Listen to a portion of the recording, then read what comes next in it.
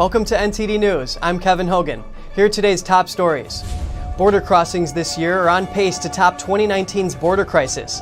In March alone, Border Patrol reportedly caught over 150,000 people, up from 50,000 from February. An anonymous Border Patrol agent reveals a jump in the number of convicted sex offenders caught coming across the border this year. He describes the changes agents have noticed since January. Biden signs off on an extension for the Paycheck Protection Program and prepares to reveal more details about his new infrastructure package. But the price tag is controversial on Capitol Hill. A vicious attack on an Asian American woman in New York. City leaders and activists are demanding an end to anti-Asian violence. But what is driving these types of attacks?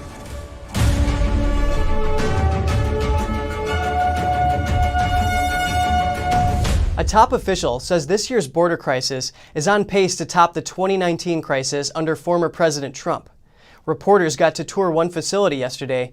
I will warn you, though, the stories of the unaccompanied minors may be distressing to hear. A top border official says he expects over 1 million migrants will arrive at the U.S.-Mexico border this year. If that happens, it'll top the 2019 border surge. Several reporters toured a crowded facility for unaccompanied minors Tuesday in Donna, Texas. These kids cross by themselves. The parent pays a fee to the smuggler. The cartel member or the smuggler at this point will bring the kid over. We'll bring him to the river. We'll hand him over to the raft. We'll place him in a raft and say, okay, go. The facility's holding over 4,000 migrants. That's 4 times its pre-pandemic capacity. The border officer says one of the little girls told him she lost her mom and doesn't have a father. So she's coming into this country because her uncle is going to be the sponsor. And I asked her, what state are you going to? What's your final destination? She said, I don't know. All I know is that it snows there. He said about a month and a half ago they were sending a little girl to the hospital, but he noticed she couldn't speak. The reason she was going to the hospital because she had gotten gang raped. And the reason that she couldn't speak was because she had lost her voice in the process while she was getting raped. Those things hit hard. Former Border Patrol Commissioner Mark Morgan says Border Patrol caught over 150,000 illegal border crossers in March. Homeland Security says they're working to quickly move children out of the packed border facilities. And Vice President Kamala Harris spoke to Guatemala's president by phone Tuesday. The White House said they agreed to work together to address the root causes of migration. It also says Harris thanked him for his efforts to secure his border. It comes as several hundred Hondurans set off for Guatemala on their way to the U.S. It's the second large caravan to set out from Honduras this year. A whistleblower from inside Border Patrol talks to Project Veritas. He reveals documents showing a spike in the number of sex offenders coming across this year. An anonymous agent from Customs and Border Patrol discloses information and documents to Project Veritas. He shows a document called the Border Intelligence Daily. It reports a record number of sex offenders arrested by the agency. Over 200 sex offenders have already been arrested this year, compared to just over 150 in all of last year. The agent is keeping his identity secret. You sure these numbers are accurate? I would probably say they're under. He says the number only includes people convicted of sex crimes in the U.S. that were already deported. He says he's encountered male and female victims of rape while on patrol, and that he sat with them at the hospital. The agent says former President Trump's policies deterred people from crossing the border illegally. Policies that Biden letting them stay, changing from the Remain in Mexico policy under the Trump administration, when he removed that. He says smugglers target areas where the wall isn't built up, and they send families across first. They use the give ups as a distraction because they're going to get asylum anyways. So since their family units were pretty much just give them a bus ticket and send them in. He says the more dangerous migrants follow while Border Patrol agents are occupied. The veteran agent says facilities were in terrible condition during the Obama administration. 300 to 400 people could be in a room, and recounted that the stench in the facilities made him sick. He says that number went down to 20 to 40 people when Trump took over, and conditions became much more humane. A Mexican man has been charged for a human smuggling incident that led to the deaths of 13 Mexican and Guatemalan people. Their overcapacity SUV collided with a semi-truck near the border. Mexican national Jose Cruz Neguez was charged in federal court for coordinating the smuggling effort that led to the accident. The vehicle crashed on the California side of the border, some 115 miles east of San Diego. A total of 25 people were in the SUV at the time. A dozen people died at the scene, while another died en route to the hospital. A dozen others were injured. According to the Justice Department, Cruz was taken into custody late Monday at the Calexico port of entry on his way from Mexico to the United States. If you're a small business owner still recovering from pandemic blows, now you have 2 more months to apply for a small business loan. President Biden this afternoon signed off on an extension for the Paycheck Protection Program. NTD's Melina Weiskopf has more details from D.C. The Paycheck Protection Program was supposed to end this month, but with the newly approved extension, businesses have until May 31st to apply for a loan. The administration will be processing applications until the end of June, so it's possible that businesses could be waiting until that June 30th deadline to find out if they're approved. Nearly 90,000 businesses are still in line, and there's money left. Without somebody signing this bill today, there are hundreds of thousands of people who could lose their jobs, and small and family businesses that might close forever. It passed smoothly in Congress with only 7 senators opposing the extension.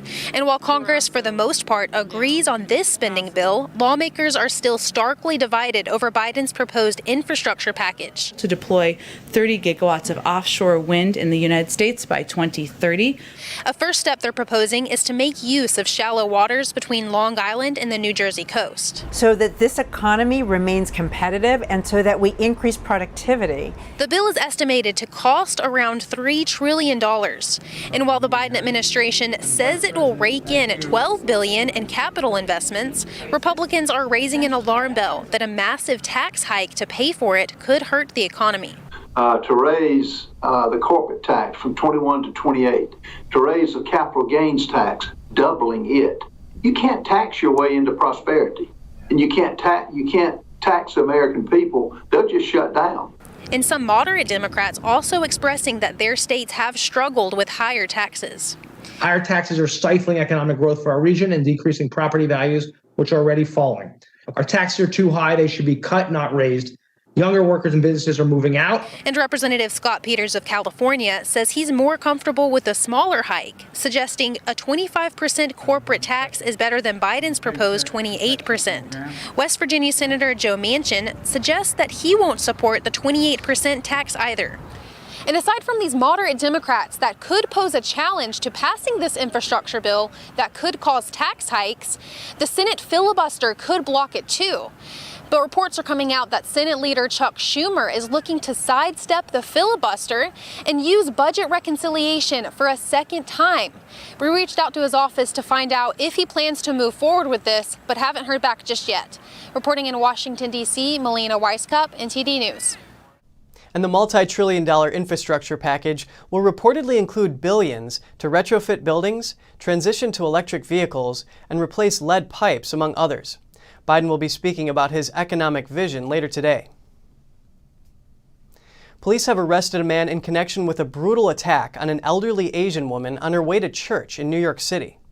Activists and city leaders are demanding action over the vicious attack. On Monday, a 65-year-old Asian woman was on her way to church in Midtown Manhattan.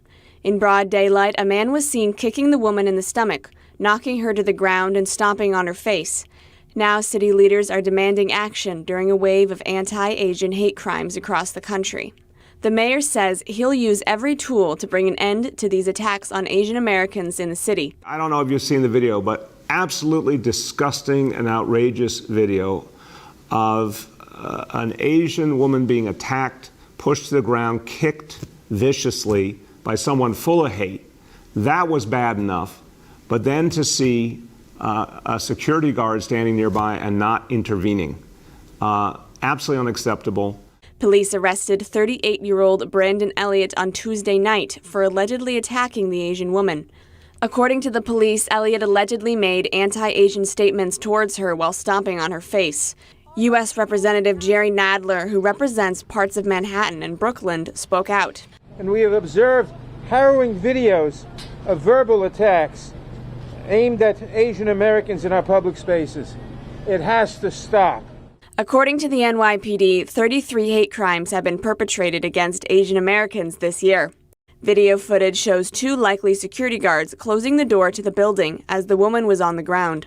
The attack has provoked the director of the Asian American Federation, Joanne Yu, to speak out. She is lying in the hospital right now. We don't know who she is. We don't know how to help her. Everybody's reaching out to me because the community wants to stand by her. A report from Stop Asian American Pacific Islander Hate shows nearly 3,800 incidents were reported to them from last March to February. A black resident of the city says he knows their pain and tells why he's speaking out. The reason why I'm basically out here is because, if you notice, the majority of the attacks been by black men. So I'm just letting the world know that we all don't think like that. I stand here with the Asian community, and I'm teaching my son that hatred is not the way of the world. According to a researcher at Kentucky State, attacks on Asians are not white supremacy, but are just thugs. The elderly Asian woman has serious injuries. A hospital spokesperson says she was in stable condition on Tuesday. A pregnant Catholic woman said she was escorted from her Dallas church for not wearing a mask and was later issued a trespass warning. Footage of the incident shows the woman appears to be holding a crying baby. She tells the church militant that she was already socially distanced, so the incident was about control more than health. The woman said the head pastor approached her in the middle of the service and allegedly told her to put on a mask or leave. He then said he would call the police. A Facebook post from the Catholic Diocese of Dallas says the woman was not arrested or ticketed. The post added that the pastor has required masks and that Catholic law gives pastors the right to make such mandates. Former President Donald Trump says he could again hold one of his signature large rallies. It would be his first public event since leaving office on January 20th. Trump told his daughter-in-law Laura on her TV show that he and his team are thinking of holding a rally soon. He said he wants to let people know there is hope for the future. The former president explained that the turnout at his rallies let him know whether or not he would win the state during the election. Trump also spoke about Biden, saying he's done things he never spoke about before coming into office. Trump commented that Biden's policies have been more radical than those of Socialist Senator Bernie Sanders. The Biden administration released its first annual country reports on human rights practices. Secretary of State Antony Blinken highlighted several states in his remarks, including China and Burma. Secretary Blinken released the 2020 country reports on human rights practices at the State Department Tuesday afternoon. This is the department's 45th such annual report to Congress. The trend lines on human rights continue to move in the wrong direction. This year's report details the Chinese Communist regime's extensive human rights abuses. It says the regime committed genocide and crimes against humanity in the last year against Uyghurs and other minority groups in Xinjiang. Activists and some organizations continue to accuse the regime of forcibly harvesting organs from prisoners of conscience, including Falun Gong practitioners and Muslim detainees in Xinjiang. The report also listed significant human rights issues in Hong Kong. In his remarks, Blinken highlighted that recently Burma's military have beaten, imprisoned, and killed nonviolent protesters. He talked about how to use a broad range of tools to stop abuses and hold perpetrators to account. One way to do that is by working with the United States Congress, which has passed laws providing new authorities to sanction human rights violators, things like the Global Magnitsky Act, the Hong Kong Human Rights and Democracy Act, other pieces of important legislation. Blinken says it's much more effective when the United States speaks out and works with other like-minded countries to protect human rights, such as its recent work with Canada, the European Union, and the United Kingdom on individuals engaged in atrocities in China's Xinjiang. Coming up, Major League Baseball is set to open this week. Unlike last year, there will be real fans in the seats. Will it be safe to catch a game?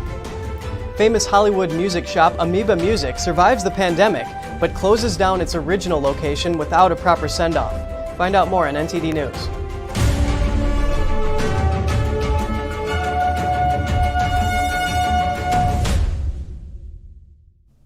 Teams get ready to open Major League Baseball this week. They're taking extra precautions to keep fans safe during the pandemic. Lisa Marie Zopp works for the Washington Nationals. She says they spent a lot of time creating safeguards so fans can attend games. So we are excited to welcome back 5,000 fans for opening day. She says fans will sit in pods of 6, and the pods will be separated by empty seats. Open seats will be zip-tied so people don't accidentally sit next to each other. At the end of the day, we want to make sure that our fans feel safe to come back, and we want to make sure they see that our staff is working towards that goal. Zopp says they will also disinfect frequently touched surfaces. So we focused a lot of our cleaning protocols beyond what we were already doing on the high touch points, bathrooms, drink rails, etc. She says the stadium uses special technology like nanoseptic elevator buttons. And you can even put mustard on your hot dog without touching anything. See, from right over here, I'm going to put my hot dog right there, select my condiment, hold it in front, and there we go. I got mustard on my hot dog, entirely touchless. Zopp says she looks forward to seeing their hard work pay off. It's been a whole organizational effort, and we're just excited to finally get started. Unlike this time last year, fans can look forward to enjoying a day at the ballpark watching their favorite team. The NFL commissioner says he's optimistic and expects full stadiums when football season begins in September. Of course, that will depend on pandemic restrictions being lifted for mass gatherings. If you visited the Hollywood area of Los Angeles, you may have seen or visited the giant Amoeba music store on Sunset Boulevard. This massive store is reopening at a new location. In March 2020, as the pandemic lockdown went into effect, one of the world's largest independent music stores found itself closing down earlier than expected. We had a lease, and our lease was coming to a close. We were in a pretty unsustainable situation financially in the other spot, so we had been looking for a place where we could kind of take the show on the road and recreate the magic. Amoeba Music planned to leave its Sunset Boulevard address to move to a brand new location in the neighborhood. The only bummer was that when the COVID situation came to the front, it removed our ability to continue to stay open safely and to kind of give that store the send-off that it deserved. And, so we were all a little bit heartbroken about that. While the new Amoeba doesn't have an upstairs section, it does have everything longtime fans expect. We're still carrying everything that we had carried before, so we're more than just a record store with music and movies, and then you get into posters, t-shirts, games, toys, lunchboxes, prayer candles, you name it. We'll be enforcing, masks and social distancing and doing everything that we need to do to make sure that it's a safe spot for our customers and our staff. Hopefully it's, again, a very familiar experience for people. I mean, they still feel connected to this, great new space as they did with the old one. Amoeba Music reopens on Thursday. The store's new location is 6200 Hollywood Boulevard, just down the block from the Pantages Theater and right across the street from Dunkin' Donuts. Universal Studios Hollywood is getting ready to reopen its doors starting in 2 weeks. The California theme park says it will resume operations April 16th. Some rides won't be available to guests because of restrictions, and the park will only be open to California residents. The company says it's working with local health and government officials on safety procedures like physical distancing, required face coverings, and controlled capacity. The Great Smoky Mountains saw a record number of visitors this January. We find out why people are finding the national park so alluring. Ever since the pandemic began, Americans have been wanting to escape from its all-encompassing gloom. With cities on lockdown, millions of vacationers are finding solace here in the Great Smoky Mountains. The national park had the second highest number of visitors ever in 2020. That's in spite of national park visits being down nearly a quarter from the year before. Over 500,000 people visited the park in January. That's nearly 100,000 more than last January. One teacher visiting the park says that he notices his students being more depressed and having more symptoms of ADHD now that so much of their lives have turned virtual. And doing something like this where you go down into the earth, or yesterday we were on top of a mountain and drinking from the electrical charged water of this waterfall, those kinds of things make you feel better. The elk are most active at dusk and dawn. The park has more variety of wildflowers than any other North American national park. The tens of thousands of acres make social distancing easier. The enthralling icicles of stone are a testament to nature's patience. They took thousands of years to make, drip by drip. But it's not only the Great Smoky Mountains that have been drawing a string of visitors. One man came from Chicago to experience the beautiful Burgess Falls. And it just feels great to be out, see the lush greenery, the birds are singing, the sun's shining. It's been wonderful. Based on recent trends, the Smoky Mountains may have a historic number of visitors in 2021. What would you do if you found a massive sum of cash, like $42,000? Well, a Goodwill employee in Oklahoma made sure it got returned to its owner.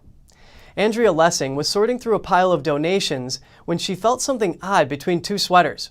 It was stacks of cash totaling $42,000. Instead of keeping the money, she had Goodwill track down the owner. Lessing says she wanted her 6-year-old daughter to see the importance of honesty. As a reward, the owner of the lost cash let Lessing keep $1,000. Goodwill says it was one of the largest cash fines at any of its locations. And soon we'll address the question, how will the West combat the threat from Communist China's digital spying? Experts discuss what threats China poses and how the Biden administration should act in response. And China's Consul General in Brazil lashes out at Canada, calling the country a running dog for the U.S. The remarks came soon after Prime Minister Justin Trudeau criticized China for its latest sanctions on Canada.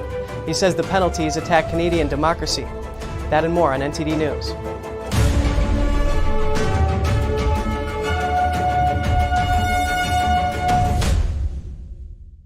Here's what a reader writes to best-selling author James Cook about his new book, The Great Gold Comeback, Bankruptcy of the Welfare State. There is no way I could ever properly express my thanks to you for the Gold Comeback book and all that you have written within it. What a real treasure. Get this hard-hitting volume absolutely free. It covers economics, inflation, socialism, welfarism, capitalism, crashes, panics, interventionism, and crisis. Regularly $29. Yours free. Call 1-800-328-1860. The glory of piano masterpieces from the Baroque, Classical, and Romantic periods. New Tang Dynasty Television invites you to join the 2021 NTD International Piano Competition. Together, we preserve and revitalize the art of authentic classical piano music. October 2021 in New York City. Register now at piano.ntdtv.com.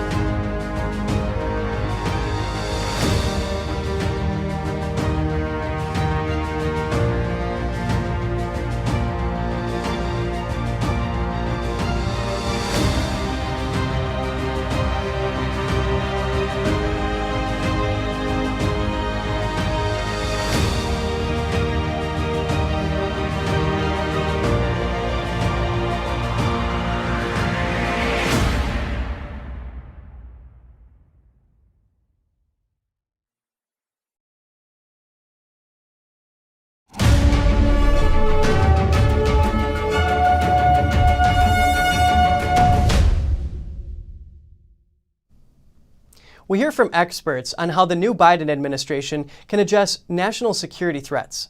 Those threats stem from Communist China's digital espionage. Here's more on the FCC's commissioner's take on Huawei as it relates to China's Belt and Road Initiative. There's nothing that a communist likes less than hearing the truth spoken freely. The commissioner of the Federal Communications Commission, Brendan Carr, says the U.S. needs to continue the State Department's successful effort to promote clean networks across the world. He says the U.S. needs to keep engaging with other countries to counter the Chinese regime's efforts to promote Huawei through its Belt and Road Initiative. In Africa, myself, I've been, a couple hour drive down a bumpy road outside of any major town. You get these small little communities, and there's, Huawei banners all over the place. And so they're playing a very long game with respect to this Belt and Road Initiative in Huawei, ZTE. Dean Chung is a senior research fellow at the conservative-leaning Heritage Foundation. He said Chinese internet providers, hardware manufacturers, and software designers can all be made to comply with Chinese law. He says in the Chinese system, there's no civil society and nothing is beyond the CCP's reach. So whether it's a private company or a state-owned enterprise, the CCP still has access to them, and they may even have Communist Party committees that oversee every aspect of operations, he says. This, combined with the Chinese term ABC for artificial intelligence, big data, and cloud computing, allows the CCP to manage a huge amount of data in order to maintain surveillance over its population, Chung says. And this includes the typical espionage aspects of trying to find out other people's military secrets. Your war plans, your fighter aircraft designs, your transportation plans. But in addition to that is monitoring what the Chinese would consider anti-China elements. He says these anti-China elements may be the Tibetan government, organizations that advocate religious freedom, or just simply groups that oppose the CCP. He notes that, to China, these are all targets that the CCP must penetrate. Nuri Turkel is the commissioner on the U.S. Commission on International Religious Freedom. He's a Uyghur himself. He brought up the fact that the CCP sanctioned Chairwoman Gail Manchin and Vice Chair Tony Perkins over the weekend in retaliation for U.S. sanctions on entities involved in genocide against Uyghurs in Xinjiang. This is a sign of desperation in Chinese attempt to try to change the narrative, try to turn this into whataboutism, trying to call the United States or objective professionals who have training and knowledge on this as liars. So when you have nothing to say, when you're cornered, this is what they do, what you do. Whataboutism traces back to Cold War propaganda, where the Soviet Union, instead of addressing concerns about uncomfortable questions about what it's doing, would point at unfavorable events in the U.S. and other parts of the Western world to deflect responsibility. Turkel says when the Chinese regime calls people standing up to its abuses liars, it's a global concern, and he says now this is a bipartisan issue. Kevin Hogan. A Chinese diplomat ramps up Beijing's aggression toward the West. This time, name-calling Canada and its prime minister. The comments were made via a Twitter post on Monday. NTD's Tiffany Meyer has more on the story. The Communist Party, or CCP's Wolf Warrior diplomacy style, hits a new aggressive high. China's Consul General in Rio de Janeiro, Brazil, claims Canada is a running dog for the U.S., or someone who blindly follows orders given by someone else. At the same time, the Chinese official labeled Prime Minister Justin Trudeau a spendthrift, meaning someone who irresponsibly spends lavish amounts of money. The remarks were posted on Twitter on Monday. Chinese Consul General Li Yang posted the caption along with a picture of Trudeau. Addressing the Prime Minister, he wrote, "Boy, your greatest achievement is to have ruined the friendly relations between China and Canada and have turned Canada into a running dog of the U.S. Spendthrift." A number of users questioned the comments. One person wrote, "Imagine how Chinese diplomats have fallen to such a level." Yang replied, calling them a West-admiring dog, but he seems to have misinterpreted the acronym for laugh out loud in the original comment. Addressing the user, Yang continued to say, "You cannot even reach the level of LOL, and your life is for nothing. Such a pity." Yang posted the accusation shortly after Trudeau commented on China's sanctions on Canada. He said China's penalties attack the values at the heart of Canadian democracy. The social media attack appears to fall in line with a recent order from Chinese Communist Party leader Xi Jinping. Voice of America reports that 2 Chinese diplomats confirmed the information. In the order, Xi commanded all Chinese diplomats to show what he called fighting spirit when facing challenges, like in dealing with U.S.-China relations. What's behind Beijing's wolf warrior like diplomats' rising aggressiveness? Many people draw a parallel between the Chinese regime's current wolf warrior diplomacy and the Cultural Revolution of the 1960s and 70s. The revolution gave rise to a group of far-left Maoist youth known as the Red Guards. The generation of Red Guards are now in their 60s, and many are now occupying positions of power in China. Many people see parallels between CCP leader Xi Jinping's call for a spirit of struggle and the violence and the chaos of the Cultural Revolution.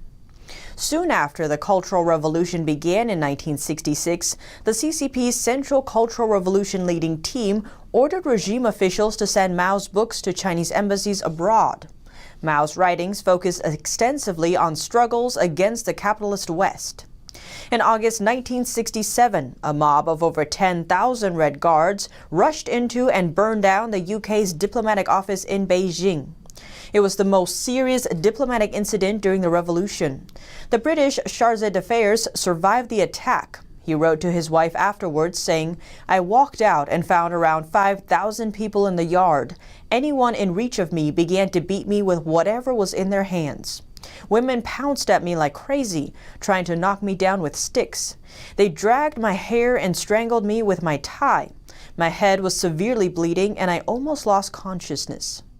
CCP mouthpiece People's Daily described the event as a meeting to denounce the crimes of the British Empire against China.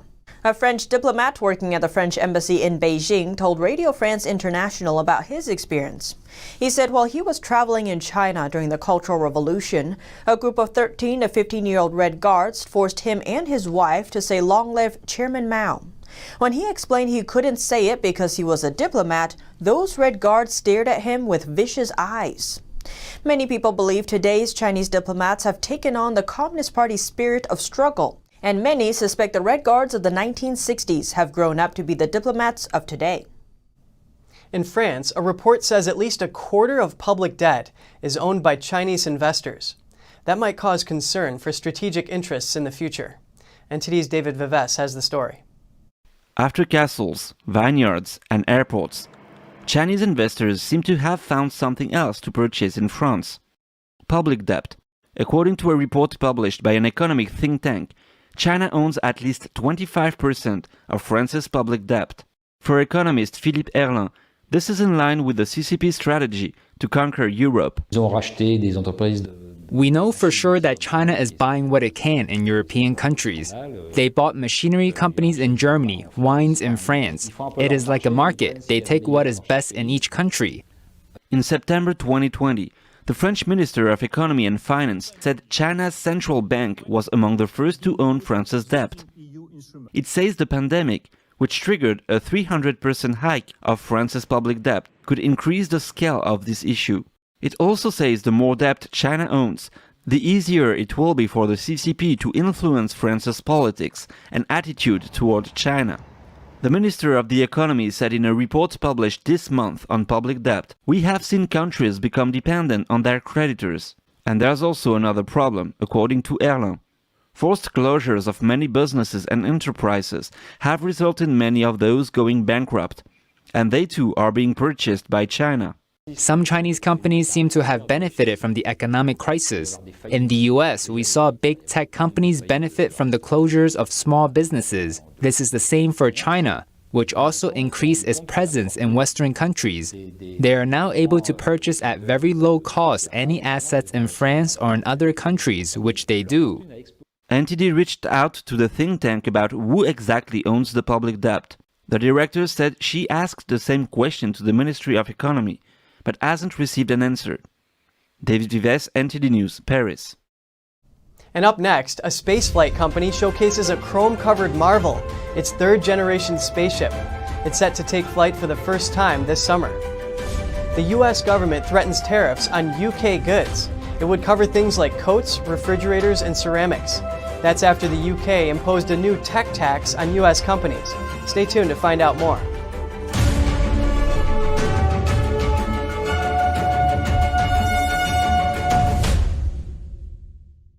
A poll finds that 63% of Americans want the government to buy goods made in the United States, even if the cost is higher. It reflects similar results from a poll last year. The Reuters Ipsos poll also shows that while 69% of U.S. respondents believe an American-made product is somewhat important, 37% would not pay extra for it out of their own pockets. A poll last year shows that 70% of respondents felt Made in America goods were somewhat or very important, while 38% said they wouldn't be willing to pay more for it. The new poll comes a year into the CCP virus pandemic, where medical equipment shortages expose the drawbacks of U.S. dependency on foreign supply chains. New York is floating new taxes right now, giving other states a chance to sell themselves as a low-cost alternative. Ohio is putting up signs in the Big Apple to attract businesses away from the city. Here's our latest financial and business news on jobs and the economy. Your buildings are taller, our taxes are smaller. That's what it says on a large print billboard in Midtown New York. Economic development nonprofit Jobs Ohio has put up signs across the U.S. touting the state's low taxes.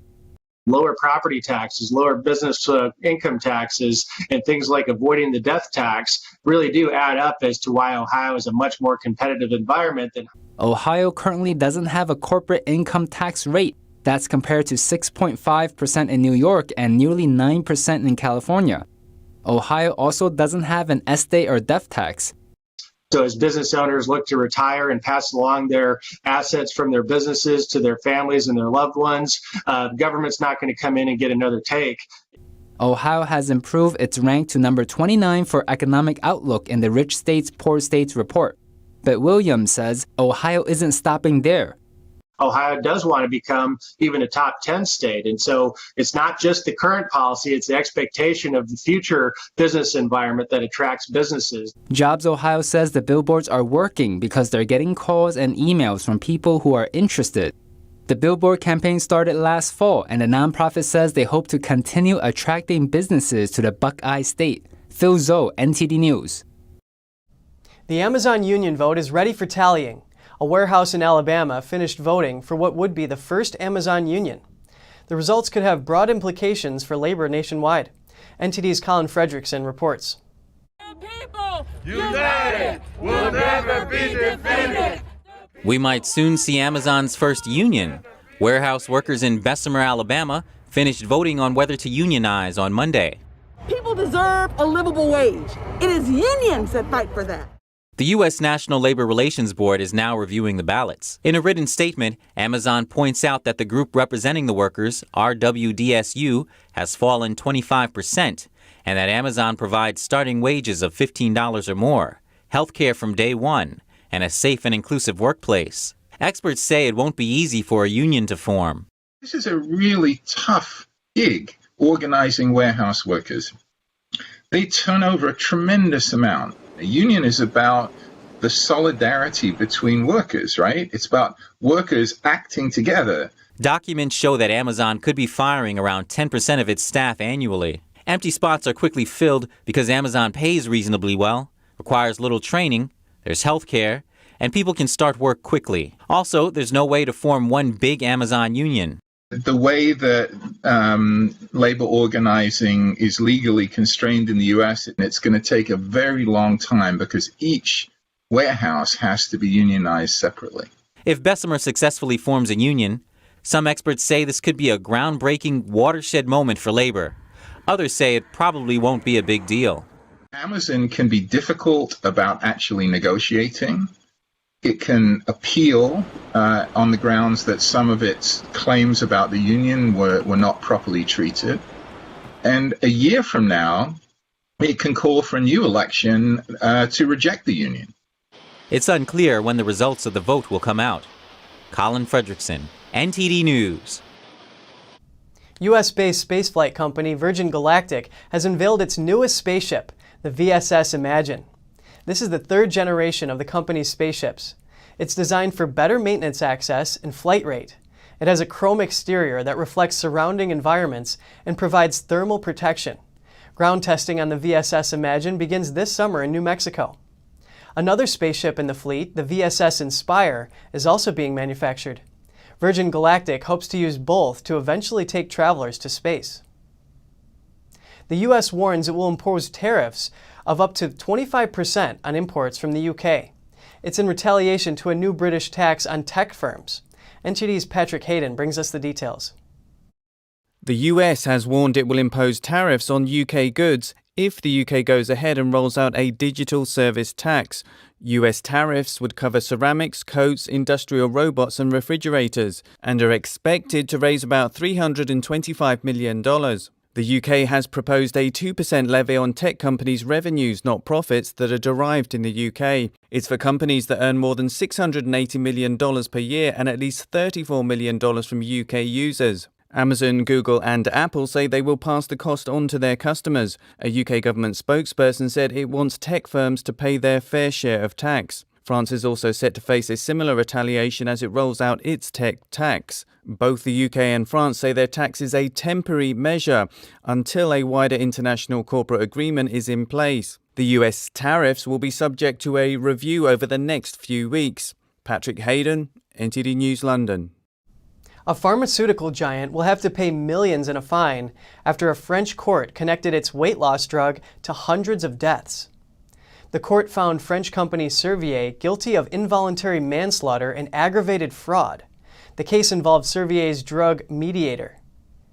The medicine was introduced in 1976 as an aid for type 2 diabetes. The appetite suppressant was later described as a weight loss aid, but the drug caused heart complications and hypertension. Experts linked it to the deaths of several patients, and France eventually banned it in 2009. As part of the case, the company was fined $3.2 million. Its former deputy chairman was also given a 4-year suspended prison sentence. And still to come, Germany restricts the use of AstraZeneca's vaccine.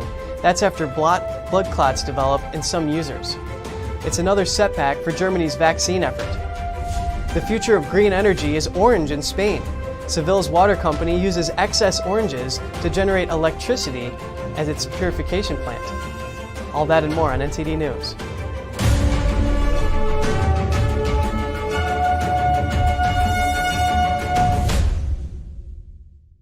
If you're like me, and I think it's actually most of us, then you're getting really fed up with the nonsense going on inside the banking system. I mean, we've worked hard our entire lives to retire comfortably. We just recovered from the crash of 2008, and it seems like it's about to happen all over again. Look at the too-big-to-fail banks. They're only getting bigger as the Fed hands them trillions of dollars daily, while simple folks like you and me, we're only getting the short end of the stick. That's why I'm glad I found this book called The Bank Failure Survival Guide. Give us a call, and we'll send you a free copy with no obligations whatsoever, just one American to another, telling you about some options that you might not have considered. Call 866-239-2619 today for your free copy of the Bank Failure Survival Guide. That's 866-239-2619. When you look at TV networks in America, a soundbite and fight-it-out culture prevails on news and commentary programs. As a Canadian, I'm fascinated with America, and I wanted to offer American thought leaders an opportunity to share their thoughts in a deep dive format, where we can explore their ideas together. And so American Thought Leaders was born. The world's most brilliant thinkers believed that open discourse was the key to greatness. However, all around the world, we see that discourse is being stifled, and political agendas have subverted media. The Epoch Times launched its Global Thought Leaders program to bring back this great tradition of free thought. As the host of American Thought Leaders, every week I interview some of the most intriguing minds on the most pressing issues of our time. Be sure to check out our new episodes every week.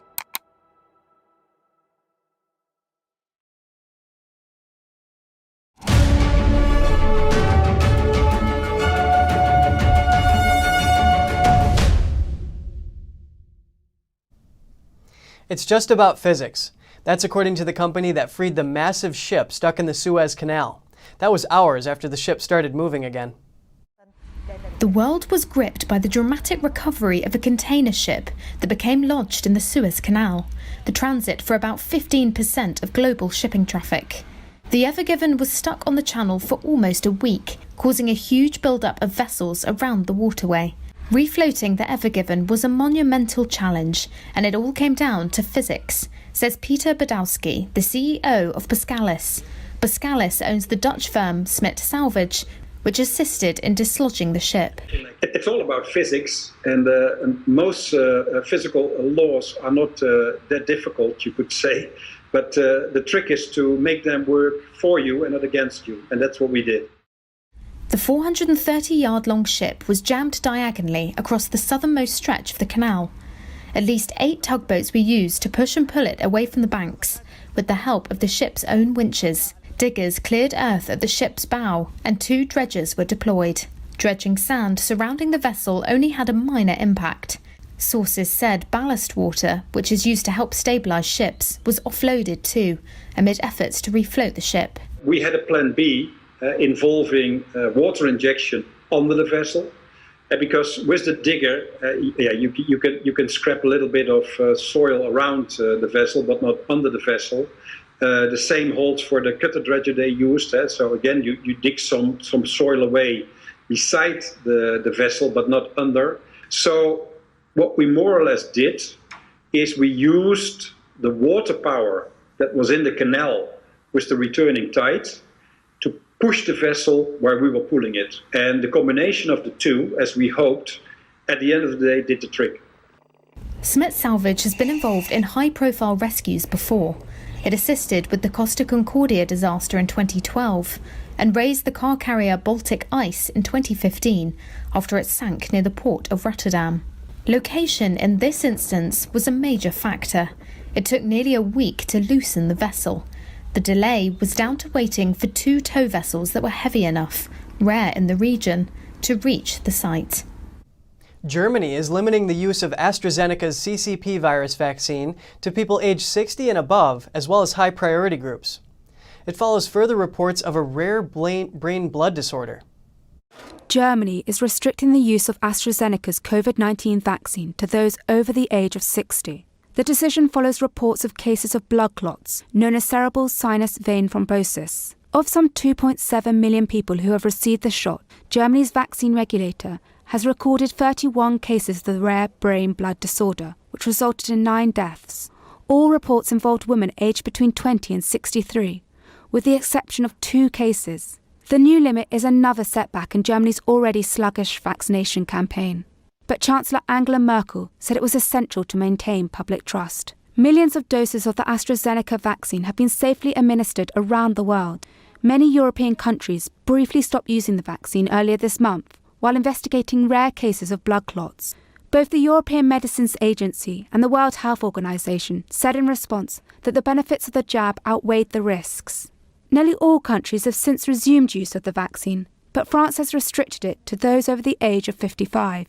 This week, Canada also suspended plans to give the vaccine to younger people, amid the same concerns about blood clots. After the easing of lockdown measures, and with the unseasonably warm weather, fitness enthusiasts headed outside into the sunshine. NTD's Earl Rhodes met one group gathered in West London's Turnham Green during their boxercise class.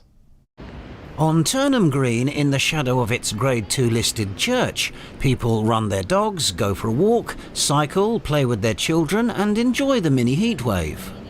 Since Monday, lockdown easing means people can now meet in groups of up to 6 for outdoor exercising. It's just wonderful to be outside and exercise and meet a few friends, because so far it was just 2 people at a time, well, one me plus another one. So yeah, it was.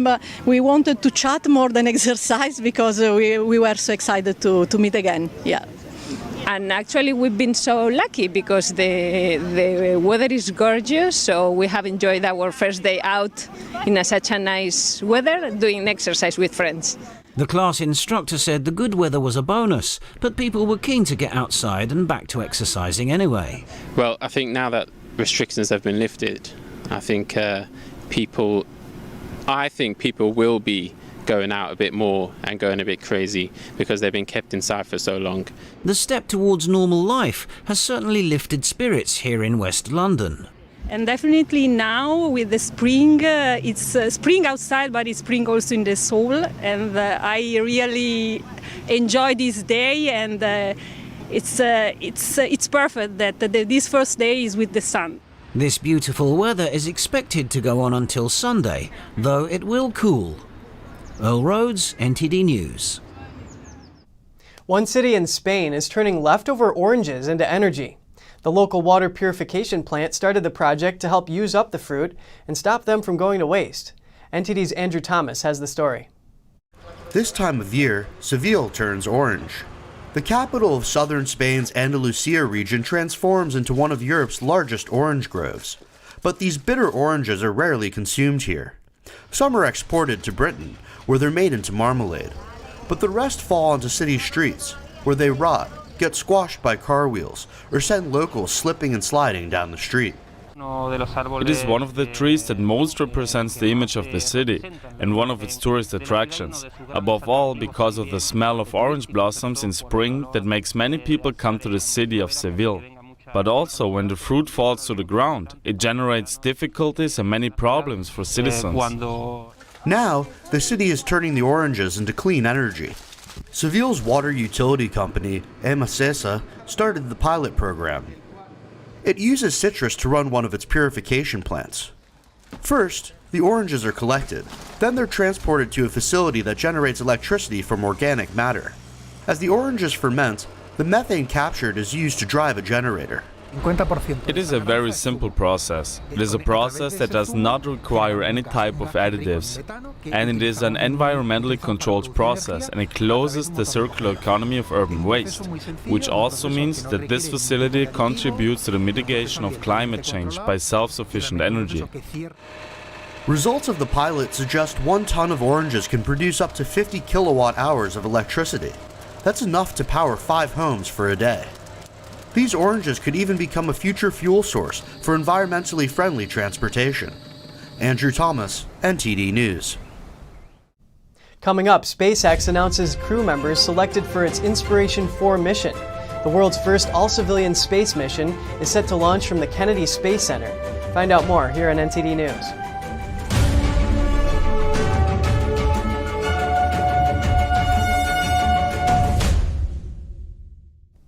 Commercial space travel is becoming more of a reality. That's as SpaceX prepares 4 civilians to launch into infinity and beyond. NTD's Andrew Thomas has the story. SpaceX has selected the final members of a one-of-a-kind crew. It plans to send them on what's been called the world's first all-civilian mission to space. The mission, dubbed Inspiration 4, will be commanded by 38-year-old billionaire philanthropist Jared Isaacman. Isaacman is the founder and CEO of Shift4 Payments. We absolutely, hope for the day where, you've got, fishing buddies going up into space. Like, that's what this is all about, is to make, space, more affordable and therefore more accessible to everyone. And joining him as crew members are Christopher Sombrowski, Dr. Cyan Proctor, and Haley Arsenault. SpaceX's Falcon 9 rocket will launch the crew aboard a Dragon spacecraft later this year. But crew members will first undergo commercial astronaut training on the Falcon 9 launch vehicle and Dragon spacecraft, which is currently attached to the International Space Station. Once the Dragon returns to Earth, the SpaceX team will inspect and refurbish it ahead of the Inspiration 4 mission.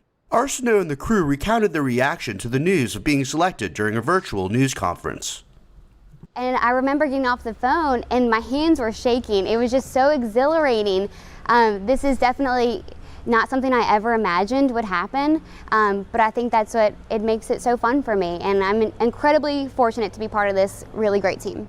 The mission is planned for no earlier than September 15th, 2021.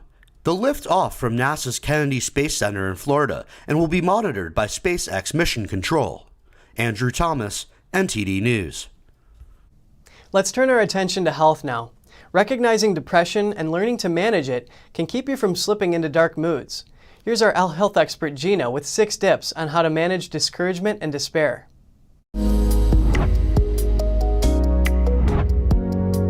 Welcome to Strong Mind and Body. I'm Gina Marie. Depression is increasing in the United States due to COVID-19.